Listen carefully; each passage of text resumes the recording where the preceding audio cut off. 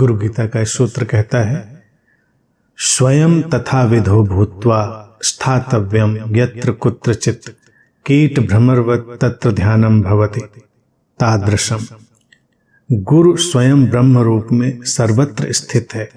जिस प्रकार भ्रमर के सानिध्य से कीट भी भ्रमर ही हो जाता है, उसी प्रकार जीवात्मा ब्रह्म का ध्यान करने से ब्रह्म ही हो जाती है।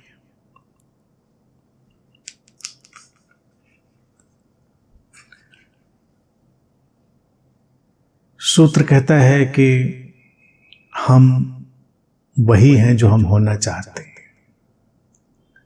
गुरु ब्रह्म है, इतनी ही बात नहीं है, ब्रह्म ही है, सब कुछ वही है।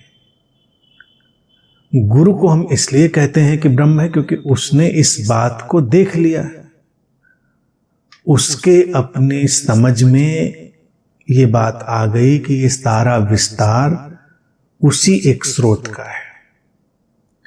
हम नहीं देख पाए इस बात को, वहीं पर समस्या है, वहीं पर सारे अवरोध है। दूसरी बात सूत्र कहता है कि जैसे एक भंवरा है, उसके सानिध्य में कोई कीट है, वो भी भंवरे जैसा ही हो जाता है।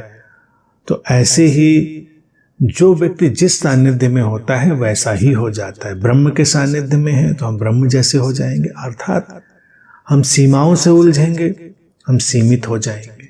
हमारी दृष्टि अगर सीमाओं पर रहेगी, हम सीमाओं से पीड़ित रहेंगे। हमारी दृष्टि असीम पर होगी, हम असीम हो जाएंगे, क्योंकि हम असीम ही हैं। मनुष्य के जीवन में दुविधा क्या है? वो पदार्थ और चैतन्य का एक संगम है। वो चाहे तो अपनी दृष्टि को पदार्थ पर रखे, पदार्थ यानी सीमा, और अपनी दृष्टि चाहे तो चैतन्य पर रखे, चैतन्य अर्थात असीम। तो दो विकल्प मनुष्य के चित्त के हमेशा उपलब्ध है। दोनों में संतुलन हो तो बहुत अच्छी बात है।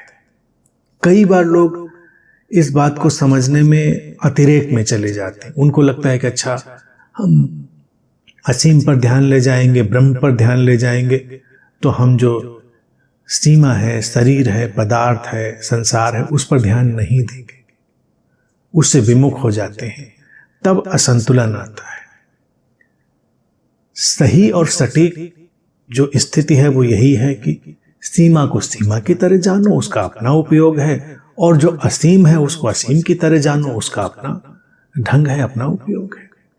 शरीर है, पदार्थ है, जो पदार्थ के नियम है वो शरीर पर लागू होंगे। शरीर के नियम है, वो उसके हिसाब से ही चलेगा। उनको हमें उसी तरह से देखना होगा, उनमें अटकना नहीं है।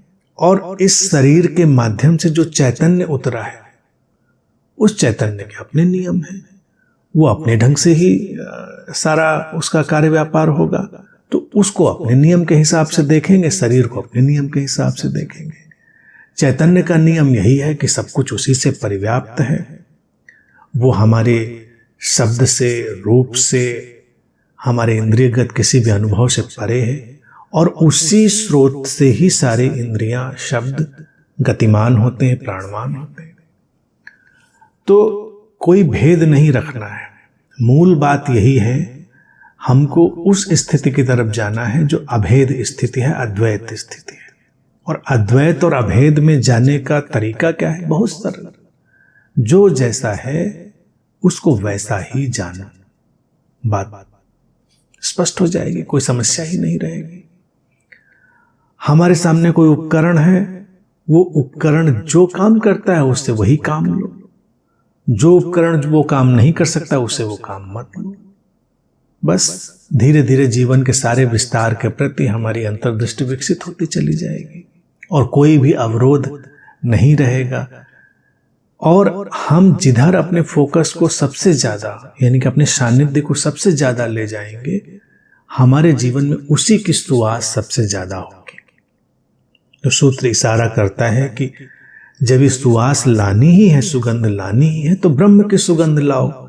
असीम से चैतन्य के साथ अपनी अंतर्दृष्टि को, अपने फोकस को हमेशा बनाकर चलो। बस फोकस की ही बात है, बाकी तो जो है सो है, उसमें हमें समस्या नहीं डालनी है। तो उसको उपेक्षित किए बिना, यानी कि पदार्थ सीमा को उपेक्षित किए बिना उनको उनकी वस्तु स्थिति के अनुसार पूरे सम्मान के साथ अपनी जगह पर अपने उपयोग के साथ रहने देते हुए हम अपने भीतर के उस अतिक्रमण वाली स्थिति की तरफ जाते हैं, असीम की स्थिति की तरफ जाते हैं। अपने चैतन्य स्वरूप में, अपने ट्रांसेंडेंटल नेचर में, अपने बुद्धा नेचर में हम बने रहते हैं। तो जीवन में एक संतुलन हमेशा के लिए बना रहता है।